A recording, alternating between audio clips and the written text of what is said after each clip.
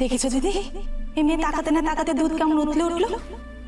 তোমার সংসার যে একেবারে ভরে উঠবে গো দিদি। আজ থেকে তোমার ভাত কাপড়ের দায়িত্ব আমি নিলাম।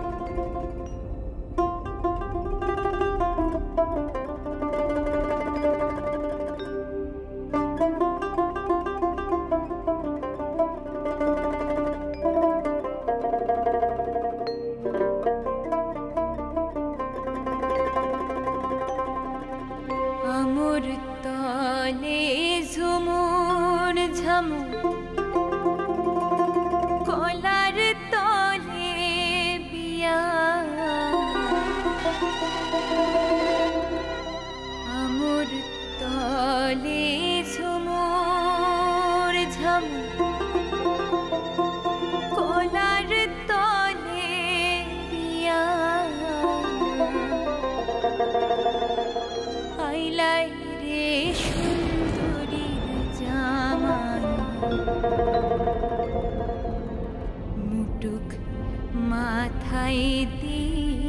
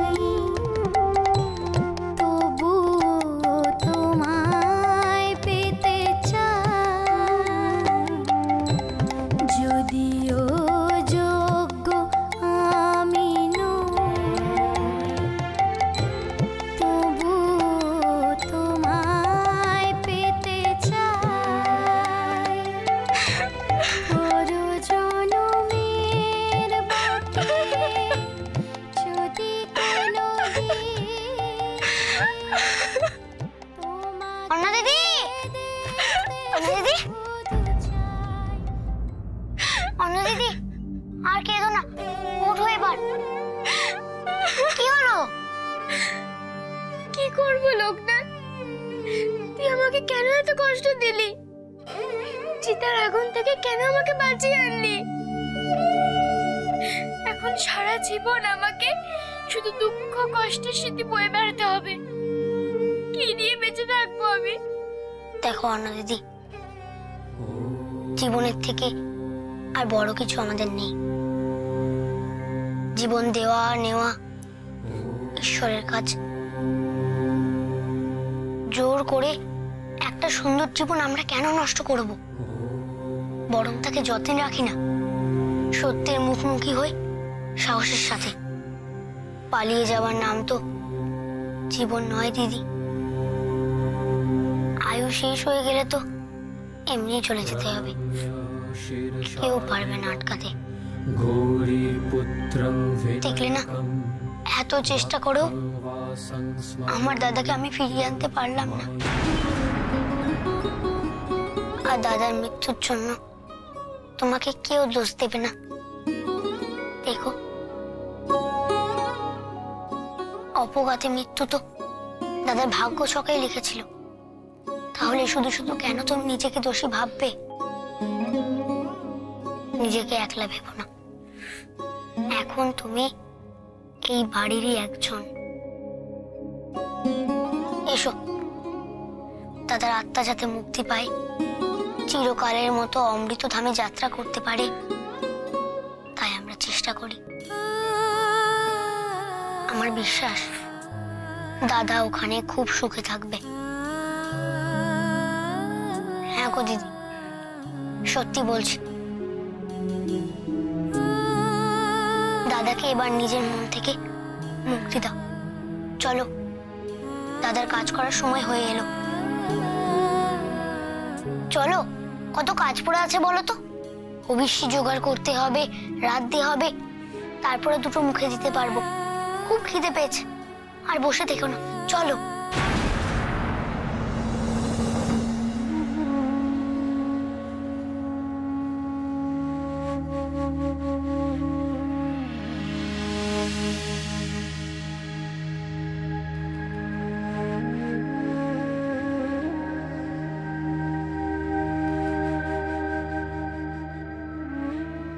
কি হয়েছে? শরীর খারাপ? মুখটা কিরকম শুকনো শুকনো লাগছে? না, তেমন কিছু নয়। কিছু তো একটা হয়েছে। আমি সকাল থেকে দেখছি যে আপনি অন্যমনস্ক হয়ে আছেন, অন্য কোনো একটা ভাবনায় মনকে বসিয়ে রেখেছেন। কি হয়েছে আমাকে অন্তত বলুন।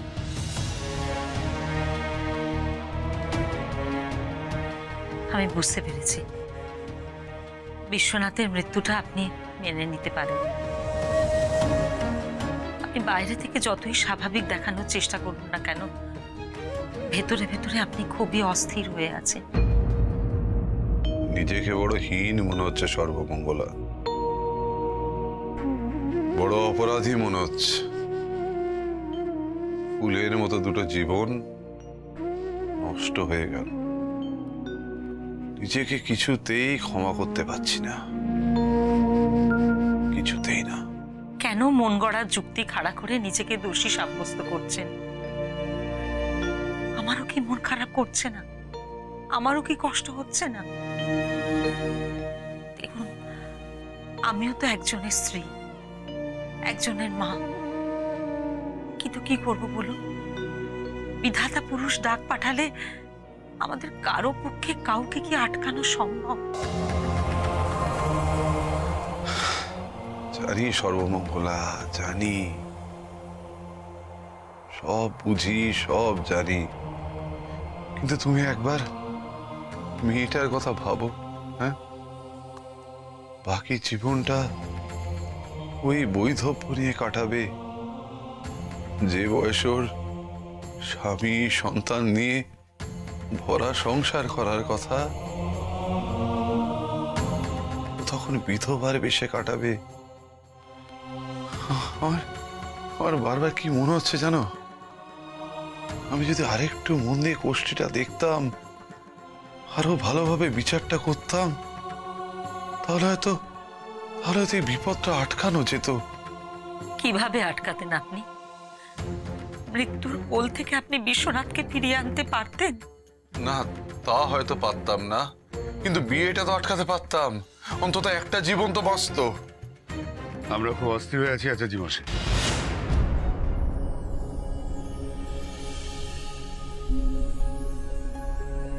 আচার্য মশাই, বিশ্বনাথের এই অকাল প্রয়াণে আমরা সত্যি খুব মর্মাহত। নিজের হাতে যে মেয়েটির দুদিন আগে বিয়ে দিলাম, কনে সাজালাম, এরই মধ্যে তার এই বৈধব্য যন্ত্রণায় চোখে দেখে কি করে শান্ত থাকা যায় বলুন তো আচার্য মশাই?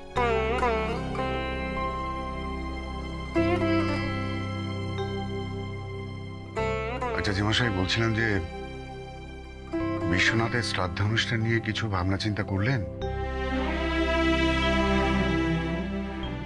সময় তো আর বিশেষ নেই, যা করার তো তাড়াতাড়ি করতে হবে।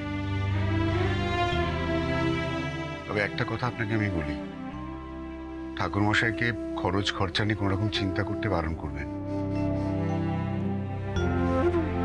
ওদের সুখের দিনে আমি যেরকম পাশে ছিলাম, ওদের দুঃখের দিনেও আমি এভাবেই পাশে থাকতে চাই আচার্য মশাই।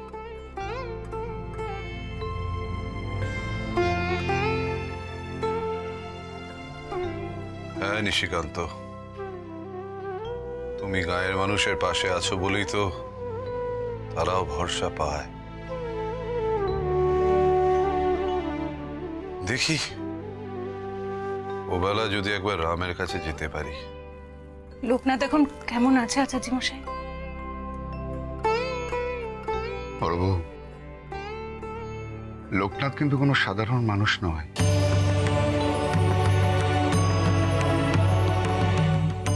তুমি একটা জিনিস খেয়াল করেছ?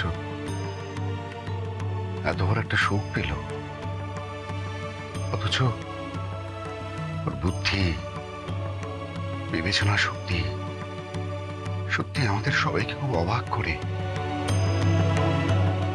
দাদার এত বড় মৃত্যু শোক পেয়েও সে কোনোভাবেই কাবু হলো না। বাবু, লোকনাথ কোনো সাধারণ বালক নয়। বড় লোকনাথ তো আর বালক নেই নিশিকান্ত। এই কদিনে জীবন তাকে অনেক বড় করে তুলেছে।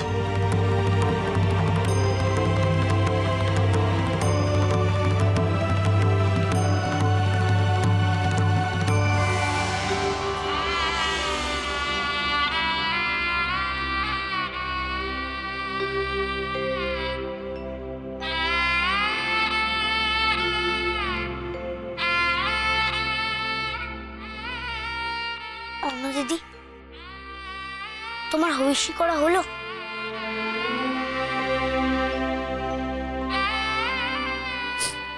এ তুমি কি করলে ঠাকুর? কেন করলে আমার এত বড় সর্বনাশ? আমার সোনার সুখের সংসারটা তুমি তুমি এভাবে কেন ভেঙে তছনছ করে দিলে? আমি এখন সারাটা জীবন কি করে বাঁচবো বলো দেখি? কিভাবে থাকবো আমি? কমলা, কেঁদো না কমলা, কেঁদো না গো। তুমি মা হয়ে যদি এত ভেঙে পড়ো, তাহলে ওই বাচ্চা বাচ্চা ছেলে মেয়েগুলো কি করবে বলো তো? কে ওদের সামলাবে গো? কে পথ দেখাবে ওদের? ওদের তো নতুন করে বাঁচতে শিখতে হবে কমলা।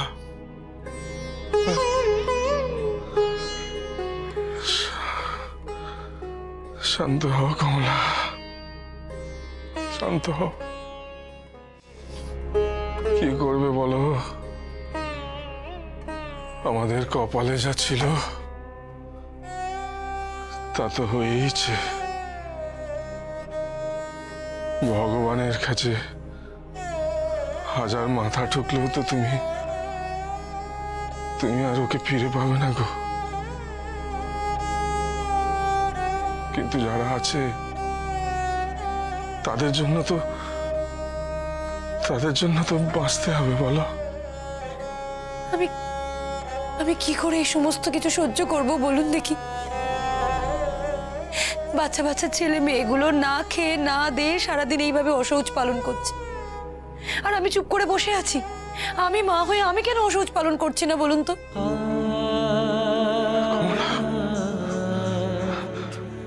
তুমি কি বলছো? তুমি কি বলছো?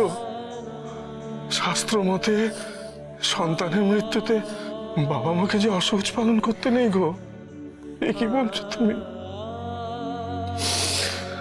আমি বুঝি কমলা, আমি বুঝি। তুমি তো মা, তোমার কষ্ট আমি বুঝি। কিন্তু আমিও তো বাবা বলো। আমি হয়তো তোমার মতো 10 মাস 10 দিন সন্তানকে পেটে ধরিনি গো, কিন্তু তাদের প্রতি কোনো কর্তব্য পালন করিনি। আমি কোনো আত্মত্যাগ করিনি বলো।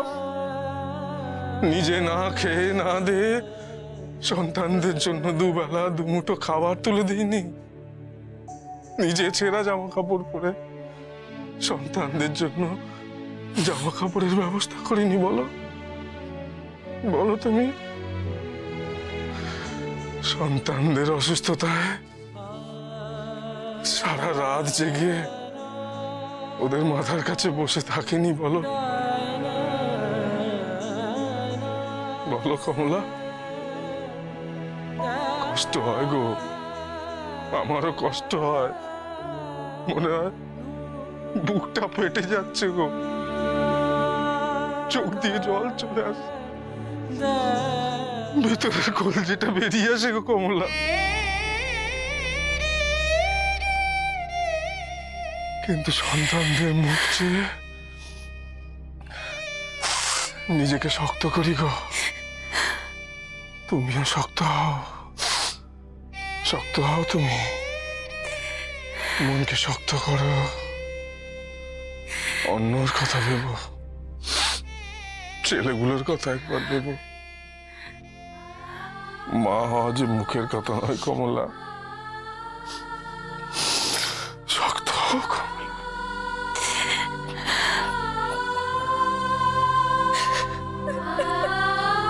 অনু দিদি, কেঁদো না, চুপ করো। তুমি কাঁদলে যে দাদার আত্মা শান্তি পাবে না।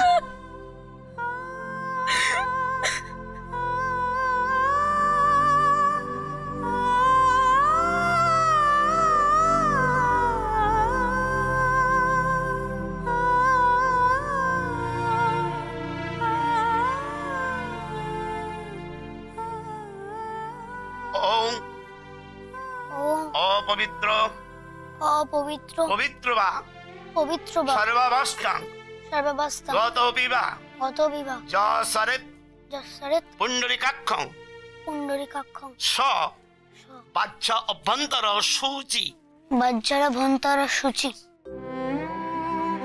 আরে ঠাকুর মশাইয়ের জোয়ান ছেলেটা কেমন চলে গেল, অথচ দেখো আমরা বুড়োরা কেমন এখনো বেঁচে রইলাম।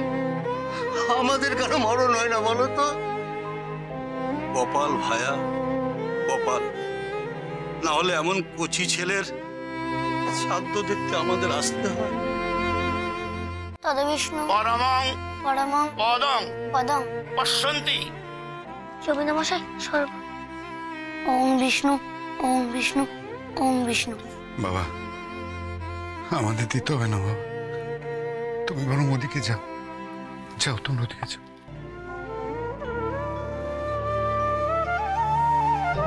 না বাবা, আমি খাই না, যাও।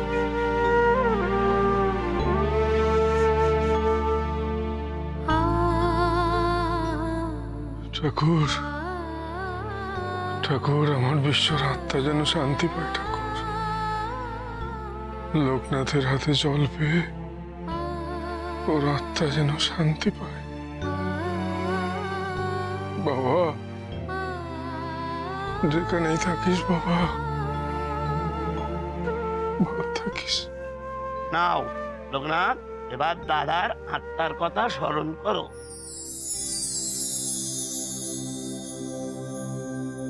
আজ আমি খুব খুশি রে ভাই। আর হয়তো তোর সাথে কোনোদিনও দেখা হবে না, কিন্তু তোর হাতে পিণ্ড আর জল গ্রহণ করে আমি এবার অমৃত ধামের পথে যাত্রা করব।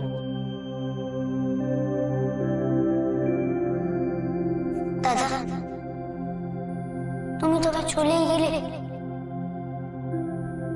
তুমি খুশি হয়েছো জানি, আমরাও খুশি হলাম। ভালো থেকো দাদা, আনন্দে থেকো।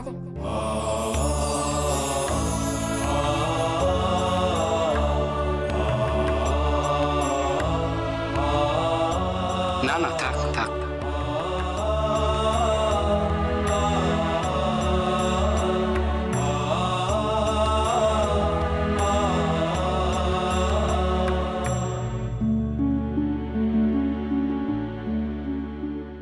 অন্য কেমন আছো? গিন্নিমা, মিষ্টি নেবেন?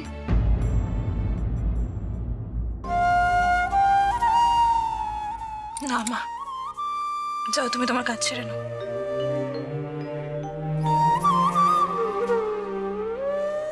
এ কি করে সম্ভব? অন্য কি করে এত কষ্ট হাসি মুখে সহ্য করে নিচ্ছে? ওর স্বামীর শ্রাদ্ধ আজ, আর ও কিনা সবাইকে জল মিষ্টি পরিবেশন করছে। এই বয়সে এই ধৈর্য কোথা থেকে পেল মেয়েটা?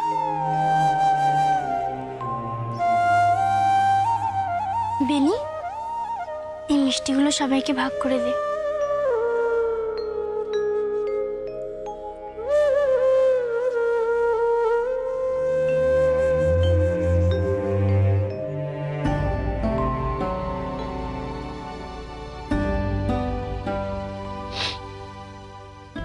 কেঁদো না মা, তুমি কাঁদলে যে আমি দুর্বল হয়ে পড়ি, বোঝো না?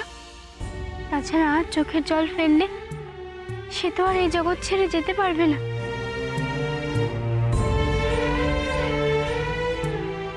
তাকে চিরতরে মুক্তি দাও মা, এবার থেকে ছেড়ে দাও।